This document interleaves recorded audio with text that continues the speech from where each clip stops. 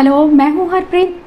आज बात करूँगी प्राउड ऑटिज़म मॉम के बारे में। प्राउड ऑटिज़म मॉम क्या होती है, और अगर आपके बच्चे का अभी डायग्नोस हुआ है और आप बहुत स्ट्रेस में हैं, ये वीडियो स्पेशली उन्हीं के लिए है जिन्हें मोटिवेशन की ज़रूरत है, जिन्हें ज़रूरत है अपने बच्चों के साथ काम करने की, और जो अपने स्ट्रेस के चलते डिप्रेस हो चुकी हैं और उन्हें कोई रास्ता नहीं दिख रहा है कि क्या करना है और किस तरह से करना है। सबसे पहले स्टॉप ब्लेमिंग योरसेल्फ। अपने आप को ब्लेम करना बंद कीजिए। आपके बच्चे के ऑटिज़म का रीज़न आप तो बिल्कुल नहीं हैं। आपने कुछ ऐसा अलग नहीं किया है जिसकी वजह से आपके बच्चे को ऑटिज़म हुआ।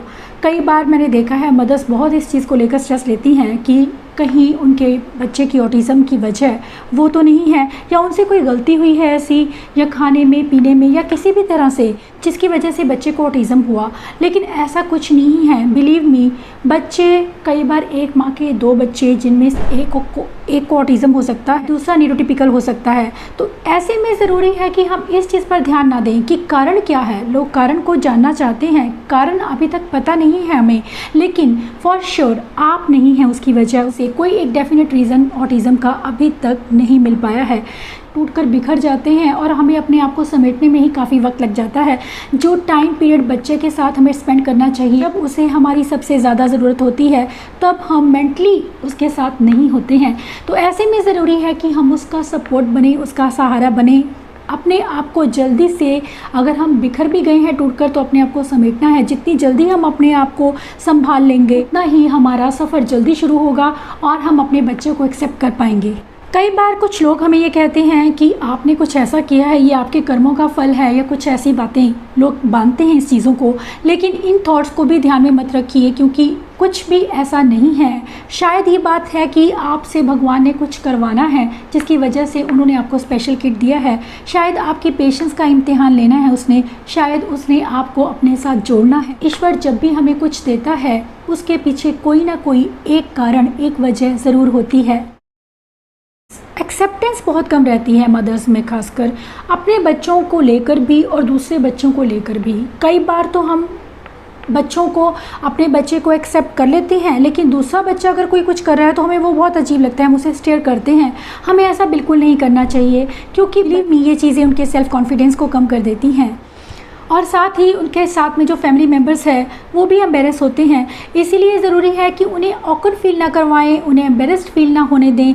ऐसा हमारा बिहेवियर हो कि अगर हमने कुछ डिफरेंट बच्चे को देखा है या डिफरेंट पर्सन को देखा है, उसे हम एक्सेप्ट कर लें, नॉर्मली समझें, जिस तरह से हम बाकी सब लोगों को एक्सेप्ट करते हैं। After all we all are not perfect. अब मैं बात करूँगी कि एक्सेप्टेंस का मीनिंग क्या है। सही मायनों में देखा जाए तो एक्सेप्टेंस का मीनिंग है कि आपका बच्चा जैसा भी है उसे हमने एक्सेप्ट कर लिया, उसकी कमियों के साथ, उसकी खूबियों के साथ। हम ऑटिज़म को इक्वल टू नेगेटिव लेते हैं। हम ऑटिज़म को के पॉजिटिव ट्रेट्स को या पॉजिटिव चीज़ों को इग्नोर कर जाते हैं। हमें उसका बाहर के बिहेवियर्स दिख रहे हैं, हमें उसकी डिफ़िकल्टीज़ दिख रही हैं, वो कम्युनिकेट नहीं कर पा रहा है, या वो रो रहा है, या फ्रस्ट्रेट है, गुस्सा है। लेकिन हम कभी भी उन डीप रूटेड कॉज को जानने की जब कोशिश करेंगे, तो हमें समझ में आ जाएगा कि हमारा बच्चा रोज़ कितना स्ट्रगल करता है अपनी छोटी छोटी बातों को कहने के लिए, अपनी छोटी छोटी चीज़ों को समझाने के लिए। ऐसे में ज़रूरी हो जाता है कि आप उसका सपोर्ट करें, उसका सपोर्ट सिस्टम बने, क्योंकि फैमिली में किसी और से आप उम्मीद करें ना करें, लेकिन एक अपने आप से उम्मीद कीजिए कि मुझे अपने बच्चे के साथ में तो खड़ा होना है। मैंने बहुत सी फैमिलीज़ देखी हैं, इवन कि हस्बैंड वाइफ में भी मैंने देखा है कि उनमें सेपरेशन हो जाता है सिर्फ इसी वजह से कि बच्चे को ASD है। अगर मदर्स हैं मेरे टच में हैं जो अपने बच्चे को बहुत अच्छे से देख रही हैं, तो आपको स्ट्रॉन्ग बनने की ज़रूरत है। किसी सपोर्ट की, किसी सहारे को मत देखिए, आपको अपना सहारा खुद बनना है। हम कहते हैं कि ईश्वर उनकी मदद करता है जो खुद अपनी मदद करते हैं। सब चीज़ें हम भगवान पर नहीं छोड़ देंगे, उसको दोष नहीं देंगे। हमें जो भी सिचुएशन है उसका सामना करना है, ब्रेवली करना है। हमें सोच समझ कर चलना है कि अब हमें आगे क्या करना है। जो पास्ट बीत गया है उसको लेकर हम बैठे नहीं रहेंगे, क्योंकि हमें आगे बढ़ना है अपने बच्चे के लिए। कई बार ऐसा होता है कि इन-लॉस जो हैं, इन-लॉस का सपोर्ट बहुत कम रहता है, स्पेशली कि इन-लॉस के बच्चे में अगर ASD है तो जैसे कोई क्राइम है ऐसा कुछ समझा जाता है। उस कई बार उन्हें डिसऑन कर दिया जाता है या फिर कई बार उनसे बातचीत करना बंद कर देते हैं। इवन कि पेरेंट्स के साथ में, मदर के साथ में कुछ ऐसा रहता है कि पता नहीं आपकी वजह से शायद बच्चे को ऑटिज़म हुआ है। ये एक बहुत बड़ा कारण रहता है, बहुत बड़ी वजह रहती है मदर्स के साथ। मदर्स को जो स्ट्रेस रहता है उसका कारण ये रहता है कि इन लॉज का सपोर्ट नहीं होता, हस्बैंड का सपोर्ट नहीं होता है उसके पास में, तो वो अपने आप को अकेला महसूस करती है। बिल्कुल ऐसे में जो है कि इन लॉज अगर आपको सपोर्ट करते हैं, नहीं भी करते हैं, तो आपको ये सोचने की ज़रूरत नहीं है, ज़्यादा एक्सपेक्टेशंस मत रखिए। आपको एक्सपेक्टेशंस रखनी है तो सिर्फ रखेंगे हम ईश्वर से, जो आपका साथ कभी नहीं छोड़ेगा, जो हमेशा आपके साथ है। गुरजोत को सिर्फ ASD ऑटिज़म नहीं था, उसे ADHD भी था, जिसकी वजह से वो कंसंट्रेट नहीं कर पाता था, कहीं एक जगह सिटिंग नहीं देता था, बिल्कुल भी एक सेकंड के लिए वो बैठता नहीं था। इसके लिए बहुत ज़रूरी था मुझे उसकी सिटिंग पर काम करना, कि पहले तो मुझे उसको किसी तरह से भी बिठाना है। लेकिन आज जो है, बिलीव मी, जब मैंने उसके साथ काम किया है तो काम करने के बाद मुझे लगता है कि मेरी मेहनत सफल हुई है, क्योंकि उसमें वो चेंज देख पा रही हूँ मैं। सच कहूँ तो कभी कभी ऐसा लगता है कि वो स्पेशल किड नहीं है, बिल्कुल नॉर्मल न्यूरोटिपिकल बच्चा है, जो मेरी हर बात को अंडरस्टैंड कर रहा है और मुझे हर चीज़ बता रहा है। ये चीज़ें, ये चेंजेस इसलिए आए क्योंकि मैं पॉजिटिव रही इस चीज़ को लेकर। आपका पॉजिटिव होना बहुत ज़रूरी है। ऑटिज़म का मतलब सिर्फ नेगेटिव नहीं है, ऑटिज़म में बहुत सी पॉजिटिव चीज़ें भी हैं जो आपको आगे जाकर रियलाइज़ होंगी। मैं एक और वीडियो आपके साथ शेयर करूंगी जिसमें मैं बताऊंगी कि मैंने अपने बच्चे में क्या क्या चीज़ें थी जो मैंने पॉजिटिव देखी। तो इसलिए आप कनेक्टेड रहिए, क्योंकि आप पेरेंट्स को मोटिवेट करना ही मेरा एक पर्पज़ है। कि मुझे ये है कि आप पेरेंट्स जो हैं, अगर मेरी कोई एक बात भी आपको खुशी देती है, सेटिस्फेक्शन देती है, आपको स्ट्रेस से बाहर लाती है, तो मेरे लिए बहुत बड़ी बात है। एक्सपेक्टेशंस बहुत ज़्यादा हाई मत रखिए कि आज मैंने अगर बच्चे के साथ में 5 मिनट भी वो नहीं बैठा है तो दुखी मत होइए। 2 मिनट बिठाइए, 3 मिनट बिठाइए, जितनी भी देर में आपका बच्चा आपके साथ कंफर्टेबल है। सीटिंग धीरे धीरे आनी शुरू हो जाएगी जब वो आपके साथ कनेक्ट होना शुरू होगा, क्योंकि कनेक्ट होने में वक्त लगता है और कनेक्शन बनाने में वक्त लगता है। उसके लिए आपको बहुत ज़्यादा एनर्जी की ज़रूरत है, एक्साइटमेंट की ज़रूरत है और बहुत सारे फ़न की ज़रूरत है, जो आप बच्चे के साथ करें ताकि बच्चा आपके साथ कनेक्ट हो। आपको अपने बच्चे के साथ हमेशा खुश रहना है ताकि आपका बच्चा भी खुश रहे और आपके साथ कनेक्ट हो। अब मैं बात करूंगी एक्सपेक्टेशंस को लेकर कि अगर हम बच्चे के साथ काम करते हैं तो हम एक्सपेक्टेशंस बहुत ज़्यादा नहीं रखेंगे कि अगर हमने आज काम किया है तो उसका रिज़ल्ट हमें 1 महीने में, 15 दिन में मिल जाएगा। ऐसा नहीं है। हमें कनेक्ट होने में भी उसके साथ वक्त लगता है और धीरे धीरे जब वो आपके साथ कनेक्ट होने लगता है तो वो आपकी बातें समझने लगता है, सुनने लगता है। बहुत से पेरेंट्स मुझसे कहते हैं कि मैम हमारे बच्चे कमांड को फॉलो नहीं करते हैं, इंस्ट्रक्शन नहीं मानते हैं, समझते नहीं हैं, अंडरस्टैंडिंग नहीं है। ये अंडरस्टैंडिंग, ये कमांड फॉलोइंग या एवरीथिंग, लर्निंग भी ये धीरे धीरे आएगी जब उसकी फर्स्ट कंडीशन रहती है कि बच्चा आपके साथ कनेक्ट हो। और कनेक्ट करने के लिए उसे बहुत ज़रूरी है आपका एनर्जेटिक होना, इसके अलावा एक्साइटमेंट आप में होना, एनर्जी लेवल को हाई रखना बहुत ज़रूरी है। जैसे जैसे वो मेरे साथ धीरे धीरे कनेक्ट होता गया, मैंने उसे सोशल गेम्स देनी शुरू की ताकि वो दूसरी चीज़ों को भी देखना शुरू करे, दूसरे लोगों को देखना शुरू करे, उनके पिक्चर्स को देखकर वो उन एक्शंस को करना, ये भी उसे मैंने सिखाया ताकि वो दूसरों को देखना शुरू करे। क्योंकि बच्चे हमारे ऑब्जर्व नहीं करते दूसरी चीज़ों को, खुद से वो चीज़ें देख कर पाना मेरे लिए एक बहुत बड़ी अचीवमेंट थी। अब मैं बात करूँगी पॉजिटिविटी की। पॉजिटिविटी बहुत ज़रूरी है। अगर आपके मन में पॉजिटिविटी नहीं है कि चीज़ों को हम पॉजिटिव ना देखते, हम नेगेटिव देखते हैं कि हमारे बच्चे में कितनी कमियां हैं, हम ये चीज़ देखते हैं, हम कभी उनके पॉजिटिव चीज़ों को नहीं देखते हैं। जब आप बच्चे के साथ काम करते हैं तो आपको बिलीव में बहुत सी पॉजिटिव चीज़ें पता लगेंगी जो शायद और बच्चों में नहीं होंगी। तो इसीलिए हम कंपेयर भी नहीं करेंगे किसी बच्चे के साथ में। पॉजिटिविटी इसलिए ज़रूरी है कि जब आप पॉजिटिव हैं तो सब कुछ है। ये पॉजिटिविटी का ही नतीजा है कि आज जिस बच्चे को मैं कभी सोच नहीं सकती थी कि मैं उसे कभी संभाल भी पाऊँगी, आज वो बच्चा मेरी हर बात को मानता है, सुनता है और समझता है। वो सिर्फ इसलिए पॉसिबल हुआ है कि मैंने अपनी सोच को पॉजिटिव रखा। पॉजिटिव का मतलब है कि सब ठीक होगा। ये एक चीज़ मानकर चलिए कि अगर आप मेहनत कर रहे हैं उसका फल आज नहीं तो कल आपको मिलना ही है। इसलिए मेहनत करते जाइए बिना किसी एक्सपेक्टेशन के। आपको कोई एक्सपेक्टेशन नहीं रखनी है, आपको सिर्फ काम करते जाना है बच्चे के साथ में।